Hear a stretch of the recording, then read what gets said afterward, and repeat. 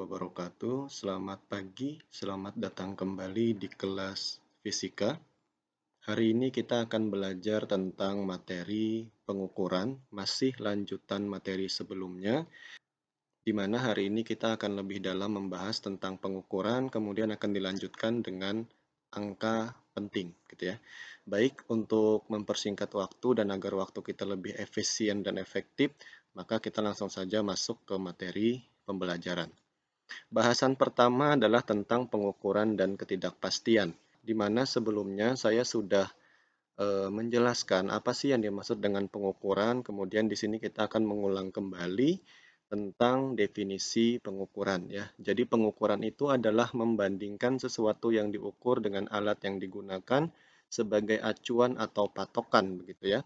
Di dalam pengukuran selalu terdapat ketidakpastian karena faktor yang pertama adalah keterbatasan alat ukur atau ketidakmampuan instrumen untuk membaca di luar batas bagian terkecil yang ditunjukkan.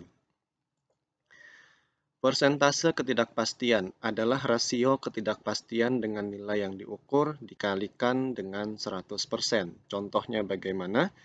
Hasil pengukuran misalnya di situ ada 11 cm dan ketidakpastian sekitar 0,05 cm. Kalau pertanyaannya berapa persentase ketidakpastiannya, maka langsung saja rumusnya adalah ketidakpastian dibagi dengan hasil pengukuran kemudian dikali 100%. Maka hasilnya di situ 0,45%. Ini gambaran singkat ya tentang persentase ketidakpastian. Kita lanjut ke slide berikutnya. Kemudian bagian kedua kita membahas tentang instrumen pengukur besaran. Instrumen itu adalah alat ukur yang digunakan untuk mengukur besaran. Dalam hal ini kita membahas tentang besaran pokok ya. Apa saja? Instrumen pertama adalah instrumen pengukur besaran panjang begitu. Nah, di tugas sebelumnya saya sudah meminta kalian untuk mencari apa saja alat yang bisa digunakan untuk mengukur panjang, kemudian mengukur massa dan mengukur waktu. Nah, kalian sudah menyetorkan tugas kalian ke saya dan saya koreksi dan rata-rata semuanya jawabannya benar gitu ya. Adapun alat untuk mengukur panjang ya semua pasti tahu ya. Yang pertama adalah mistar begitu. Nah, mistar itu kalian sudah familiar menggunakannya dan saya rasa semua dari kalian sudah bisa menggunakan alat ukur mistar begitu ya. Kalau misalnya kalian ingin mengukur suatu panjang benda menggunakan mistar, maka otomatis salah satu ujung benda itu kalian tempatkan pada skala nolnya mistar ya. Kemudian ujung yang lain digunakan untuk membaca panjang dari mistar tersebut ya, di mana di sini ditunjukkan yang saya lingkari ya, gitu. Jadi hasil pembacaannya nanti membacanya di sini ya. Tepat garis lurus ya, harus matanya tegak lurus dengan skala yang ingin dibaca begitu. Nah, untuk yang gambar A ini salah karena dia posisinya miring ya, jadi tidak akurat. Sama seperti yang C juga itu posisinya miring, maka cara mengukur dengan menggunakan mistar yang benar adalah mata harus tegak lurus dengan mistar ya. Di situ hasil pembacaannya sebesar 74,2 cm. Nah, perlu anak-anak ketahui bahwasannya mistar itu kan terdiri dari garis-garis skala begitu ya. Nah, untuk mistar atau penggaris itu satu garis itu bernilai 0,1 cm ya atau sama dengan 1 mm. Jadi mistar itu mampu mengukur mulai dari 0,1 cm sampai seterusnya tergantung skala maksimum mistar yang digunakan. Oke. Nah, di sini masih berbicara tentang mistar ya. Jadi mistar tadi digunakan untuk mengukur suatu panjang benda dengan batas ketelitian pengukuran sebesar 0,1 cm atau sama dengan 1 mm. Ketelitiannya 1 mm ya atau tadi 0,1 cm. Sekali lagi, ketelitian itu apa? Ketelitian itu adalah skala terkecil yang dapat diukur oleh alat ukur tersebut begitu. Kita lanjut. Ya, kemudian ada jangka sorong ya. Jadi kalau ada gambar seperti ini namanya jangka sorong. Nah, bagian-bagiannya kalian bisa dilihat di situ yang mana rahang, yang mana skalanya, kemudian apa-apa saja bagiannya bisa dilihat pada gambar. Yang jelas jangka sorong juga alat yang digunakan untuk mengukur panjang suatu benda, begitu ya. Nah, jangka sorong digunakan untuk mengukur suatu panjang benda dengan batas ketelitian pengukuran 0,01 cm atau sama dengan 0,1 mm. Nah, berarti ini lebih teliti dibandingkan mistar ya. Kalau mistar tadi hanya mampu mengukur sampai 0,1 cm, kalau jangka sorong dia mampu lebih pendek sampai 0,01 cm ya. Nah, di dalam jangka sorong itu ada dua skala ya. Kalau kalian perhatikan di gambar jangka sorong di sini ini ada nilai skala, kemudian yang ini juga nilai skala ya. Jadi ada dua skala. Nah, kalau digambarkan dalam bentuk diagram skala begitu ya, maka dia akan menghasilkan seperti ini ya. Jadi ada skala yang di atas sama ada skala yang di bawah. Skala yang di atas itu disebut dengan skala utama, sedangkan skala yang di bawah itu hanya ada 10 garis ya. Skalanya dari 0 sampai 10. Nah, itu disebut dengan skala nonius. Jadi skala yang di atas skala utama, skala yang di bawah adalah skala nonius ya. Nah, biasanya untuk soal jangka sorong kita diminta untuk menentukan berapa sih hasil pengukurannya begitu ya. Nah, di sini dirumuskan hasil pengukuran atau HP sama dengan SU ditambah SN dikali 0,01 ya. SU itu adalah skala utama, satuannya dalam sentimeter. Kemudian SN itu adalah skala nonius. Nah, skala nonius itu nanti dikalikan dulu dengan 0,01, baru dijumlahkan dengan SU, maka itulah hasil pengukurannya, dan satuan pengukurannya dalam sentimeter ya. Nah, bagaimana sih menentukan SN begitu? Jadi, untuk menentukan SN itu, kalian cari garis skala nonius yang membentuk garis lurus dengan skala utama yang di atas ya. Contohnya seperti ini. Ini yang saya tanda panahin ya.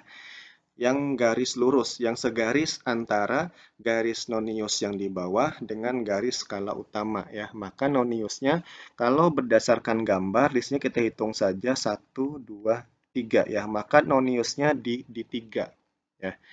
Nah, di sini kalau berdasarkan gambar juga, skala utama yang mana? Skala utama adalah skala di atas yang sebelum menyentuh 0 skala di bawah. Berapa? Ini yang dimerahin. Ya, sini. Ini sebesar 2,1 ya. Jadi di sini skala utamanya 2,1, kemudian tadi noniusnya yang di bawah itu 3 ya. Jadi dikali 0,01.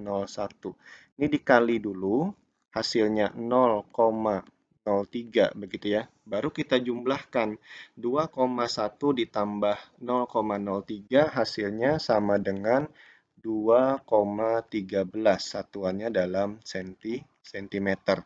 Nah, ini kurang lebih cara membaca skala dari sebuah jangka. Nah, ini kurang lebih cara membaca skala dari sebuah jangka sorong. Nanti kita akan coba latihan soal di slide-slide berikutnya. Kita masuk materi berikutnya, yaitu tentang mikrometer sekrup, masih alat ukur panjang ya. Mikrometer sekrup gambarnya seperti ini, adalah alat yang digunakan untuk mengukur suatu panjang benda dengan batas ketelitian pengukuran 0,01 mm. Nah, ini alatnya lebih teliti lagi dibandingkan jangka sorong, begitu ya. Biasanya digunakan untuk mengukur misalnya ketebalan dari sebuah pelat besi, kemudian diameter kelereng atau bola-bola yang kecil begitu ya. Nah, itu bisa digunakan alat mikrometer sekrup begitu. Sama seperti jangka sorong, mikrometer sekrup punya dua skala gitu ya. Jadi di sini kalau kalian lihat ada yang skalanya di sini, ini disebut dengan skala utama SU ya. Kemudian ada skala yang bisa diputar di sini. Ini disebut dengan skala nonius begitu. Nah, seperti gambar di bawah dilihat ada skala utama sama ada skala nonius ya. Nah, perhatikan untuk yang skala utama itu ada garis atas sama ada garis bawah begitu ya. Untuk garis atas satu garis bernilai 1 ya. Jadi 0, 1, 2, 3, 4 sampai seterusnya begitu. Untuk garis bawah itu bernilai setengah ya. Jadi 0, 0,5, 1, 1,5, 2, 2,5, 3, 3,5 sampai 4 ya. Jadi untuk garis bawah itu bernilai 0,5. Apa rumusnya? Rumusnya masih sama. Cari dulu SU-nya berapa, kemudian tentukan SN-nya ya. Masih sama seperti rumus jangka sorong. SU yang mana? SU nanti dicari skala sebelum menyentuh batas ya. Cari skala utama yang sebelum menyentuh batasnya nonius ya. Kalau di gambar kita lihat itu skalanya yang di bawah sini ya, sekitar 4,5 ya. Jadi nanti skala utamanya itu masukkan 4,5. Kemudian nonius yang mana? Nonius adalah skala yang segaris ya, segaris lurus ya sampai. Nah, di sini nanti skalanya yang terbaca berapa ya. Itu yang disebut dengan skala nonius. Ya, bagaimana cara menyelesaikan permasalahannya nanti kita akan bahas pada contoh berikutnya. Yang jelas untuk gambaran singkatnya seperti itu cara menentukan skala utamanya yang mana, kemudian skala noniusnya yang mana. Akan lebih mudah dipahami kalau kita sudah membahasnya dalam bentuk contoh-contoh soal ya. Kita lanjut dulu ke slide berikutnya. Nah, kemudian ada instrumen atau alat ukur massa ya. Untuk alat ukur massa itu banyak sekali. Kalau misalnya kalian pernah ke warung, ada yang namanya neraca ya. Neraca atau biasanya kita sebut dengan timbangan begitu. Nah, kalau di gambar ini ada yang disebut dengan neraca digital, kemudian neraca 3 lengan, kemudian neraca 2 lengan ya. Semuanya digunakan untuk mengukur massa. Ya, ini sedikit gambaran saja. Kita lanjut ke slide berikutnya. Kemudian ada alat yang digunakan untuk mengukur waktu ya. Kalian kemarin saya lihat di jawaban tugasnya banyak yang mengatakan stopwatch, ya itu benar ya. Jadi stopwatch, nah itu adalah alat yang digunakan untuk mengukur waktu ya. Nah, kita coba langsung masuk ke slide berikutnya. Kemudian ada yang disebut dengan alat pengukur suhu, ya itu sudah pasti tahu kalian. Suhu itu apa? Suhu itu adalah ukuran panas dinginnya dari suatu benda ya. Kalau kalian mau mengukur suhu tubuh kalian, kalian menggunakan alat apa? Ya benar, kalian menggunakan yang namanya termometer. Kita coba ke contoh soal. Nah, ini contoh soal pengukuran ya. Diperhatikan saja gambarnya. Ini adalah jangka sorong ya. Adapun hasil skalanya seperti yang tertera pada gambar. Pertanyaannya adalah hasil pengukurannya berapa begitu. Nah, kita baca saja ya. Ingat tadi yang di atas adalah skala utama, kemudian yang di bawah adalah skala nonius begitu. Skala utama yang mana? Skala utama adalah skala yang sebelum menyentuh nolnya skala yang di bawah ya. Berarti di sini skala utama. Berapa itu? 3,1. Ya, jadi skala utamanya sama dengan 3,1 satuannya dalam sentimeter gitu ya. Kemudian kita cari lagi skala nonius ya. Skala nonius yang mana? Dilihat saja skala yang di bawah yang satu garis dengan skala yang di atas ya. Ini bukan ya. Kemudian ini juga bukan. Yang satu garis itu yang di sini. Ya, angkanya 9 ya.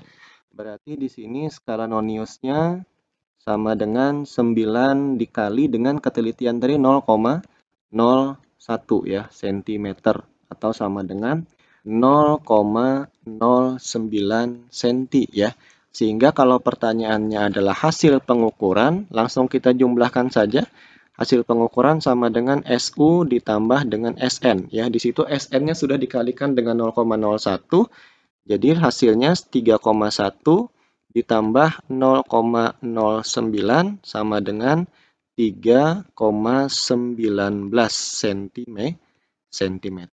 Nah, itu cara menyelesaikan soal yang terkait dengan jangka sorong ya. Masih kita dengan contoh soal, bisa dilihat soal berikutnya. Nah, ini hasil pengukuran dari skala jangka sorong berikut adalah begitu. Nah, dilihat masih yang di atas skala utama, kemudian yang di bawah disebut dengan skala nonius. Kita lihat skala utamanya di sini ya, yang sebelum menyentuh 0. Nah, itu 5, berapa itu? Iya, benar, 5,6 ya. Jadi di sini skala utama sama dengan 5,6 cm.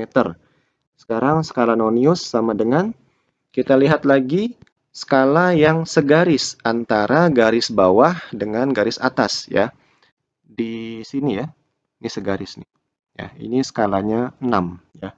Nah, itu di situ baru kita kali 6 dikali 0,01 hasilnya 0,06 ya cm. Sehingga kalau mencari hasil pengukurannya langsung saja SU ditambah SN ya. 5,6 ditambah 0,06 maka hasilnya 5,66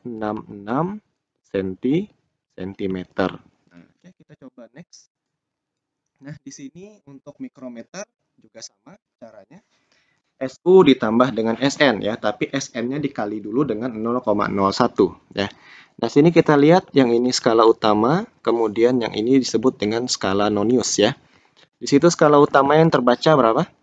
Yang sebelum menyentuh garis ini maksudnya.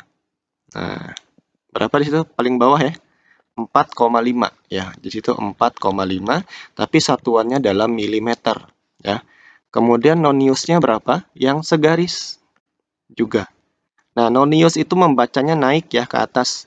Jadi di sini 41, 42, 43, 44, 45, 46 ya. Jadi noniusnya 46. Oke, di sini dikali dulu dengan 0,01 ya milimeter, maka hasilnya sama dengan 0,46 mm. Baru kita jumlahkan HP sama dengan SU ditambah SN 4,5 ditambah 0,46 ya, maka hasilnya 4,96 ya milimeter. Nah, ingat untuk mikrometer satuannya milimeter, untuk jangka sorong satuannya sentimeter ya. Saya rasa ini juga mudah dipahami. Kita langsung saja lanjut ke slide berikutnya. Nah, sekarang kita membahas tentang angka penting begitu ya. Nah, apa sih angka penting itu? Semua angka hasil pengukuran merupakan angka penting ya, yang terdiri atas angka pasti atau angka signifikan dan angka taksiran begitu. Yang nomor 1, aturan penulisan angka penting ya. Jadi untuk menuliskan angka penting itu ada aturannya ya. Yang bagian pertama adalah semua angka bukan 0 adalah angka penting ya. Jadi kalau misalnya di contohnya ada 261,3, nah maka keempat angka ini adalah angka penting ya. Jadi bisa kita katakan bahwa 261,3 itu memiliki 4 angka penting ya. Itu yang pertama. Yang kedua, semua angka 0 yang terletak di antara angka bukan 0 adalah angka penting ya. Contohnya bagaimana? Nah, di sini contoh misalnya 83,0006 begitu. Nah, artinya 0 yang 3 buah ini termasuk angka penting. Ya, kita hitung saja. Berarti ada berapa angka penting? 1, 2, 3, 4, 5, 6 ya. Jadi di sini ada 6 angka penting ya. Sudah 2 aturan. Yang ketiga, angka 0 di sebelah kanan angka bukan 0 tanpa tanda desimal. Nah, itu dipahami. Angka 0 di sebelah kanan angka bukan 0 tanpa tanda desimal bukan angka penting, kecuali diberi tanda khusus, garis bawah, atau garis atas begitu. Contoh, 502.000. Ya, contohnya 502.000. Nah, maka di sini kan tidak menggunakan desimal ya, sehingga 0,3 biji yang di belakang 2 ini tidak termasuk angka penting ya. Berarti angka pentingnya cuma 502. Ada 3 angka penting saja ya. Nah, kalau contoh yang kedua, di sini 0 yang satunya ada garis bawah. Sehingga 2 buah 0 yang ada di belakang itu bukan angka penting ya. Jadi angka pentingnya di sini yang saya warnain ungu ada 4 angka penting ya. Nah, ini aturan-aturan angka pentingnya tolong diingat ya, dihafal, dipahami dan dipelajari ya. Yang D, bagian keempat, angka 0 di sebelah kanan tanda desimal dan di sebelah kiri angka bukan 0 adalah bukan angka penting begitu. Nah, kalau misalnya kalian punya angka contohnya seperti ini ya, 0,0000609. Nah, maka 4 nol yang di sebelah kanan angka bukan nol ya, ini bukan angka penting ya. Jadi angka pentingnya di situ hanya ada 3 saja, 6, 0, 9 ya, ada 3 angka penting. Kemudian yang terakhir, nah, angka 0 di sebelah kanan tanda desimal dan mengikuti angka bukan 0 adalah angka penting. Nah, kalau di sini 0 yang terakhir adalah angka penting.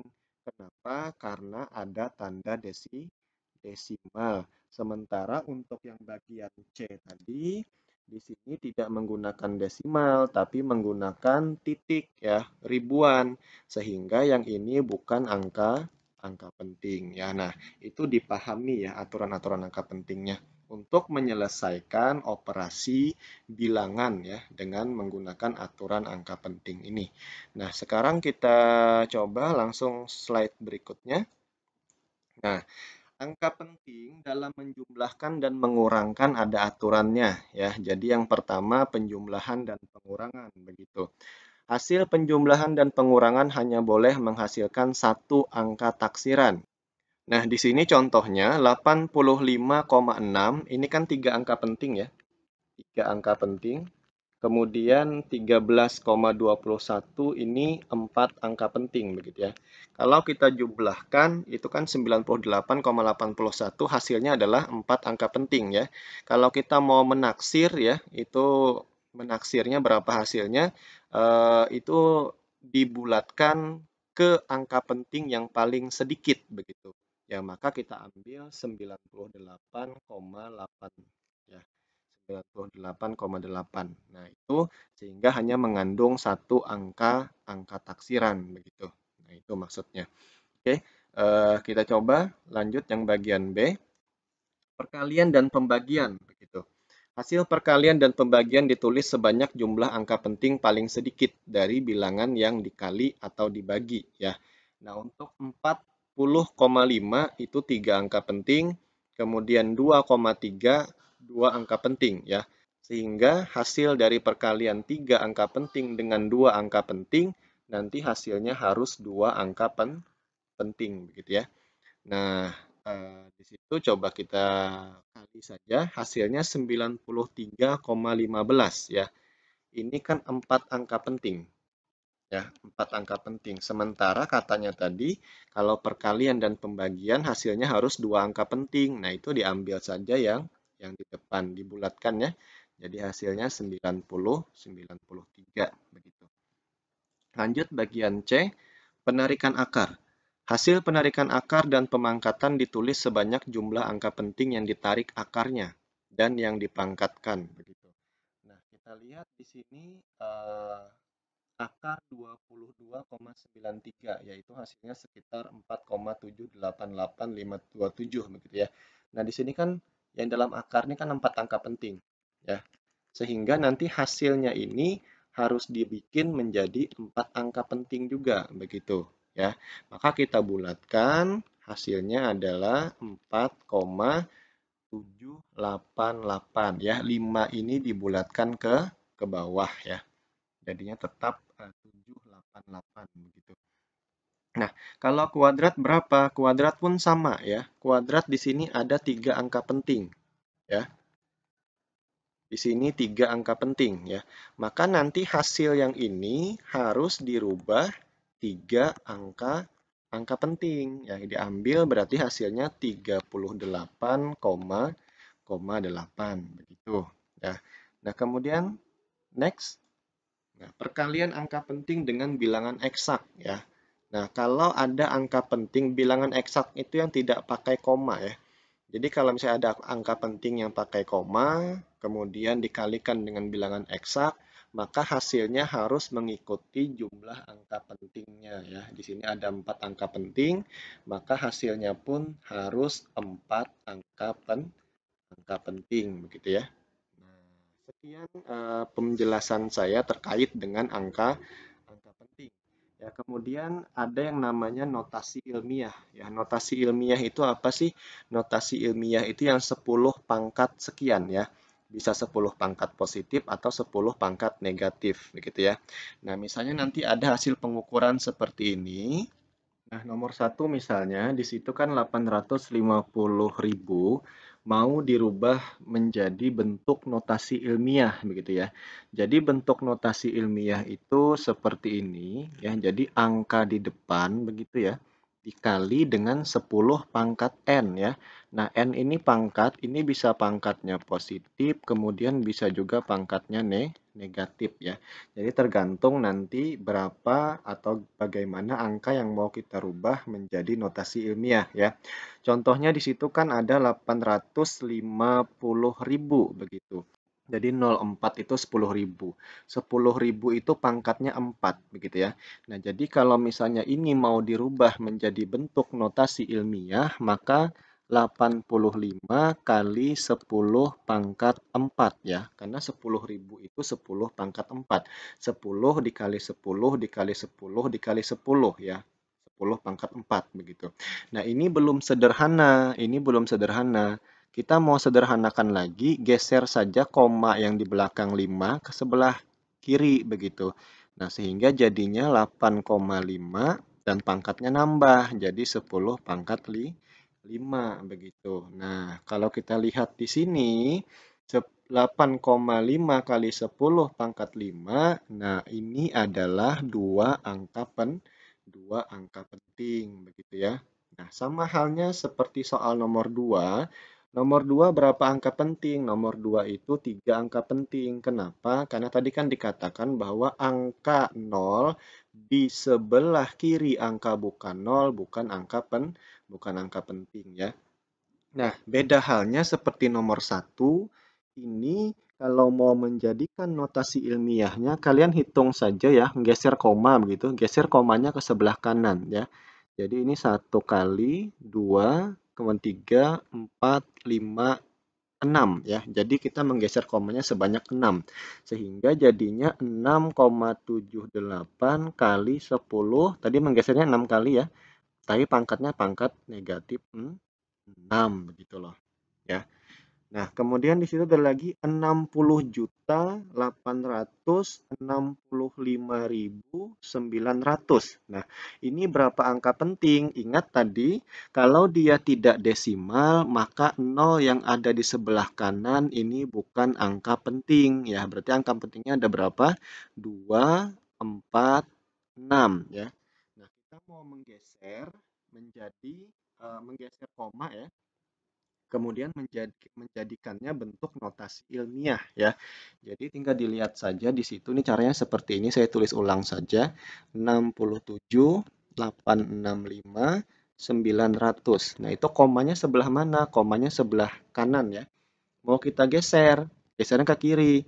Maka ini 1, 2, 3, 4, 5, 6, 7. Ya, maka hasilnya 6,78659 kali 10 pangkat, karena menggeser komanya ke sebelah kiri maka pangkatnya positif begitu ya. Kalau komanya digeserkan ke sebelah kanan untuk yang 0,00000 begitu, nah itu pangkatnya negatif. Tapi kalau misalnya dari sebelah kanan kita geser ke sebelah kiri komanya, contohnya misalnya 850.000, nah itu maka pangkatnya adalah positif. Jadi dipahami pelan-pelan baik-baik ya bagaimana cara merubah suatu angka menjadi bentuk notasi ilmiah ya. Saya contohkan sekali lagi.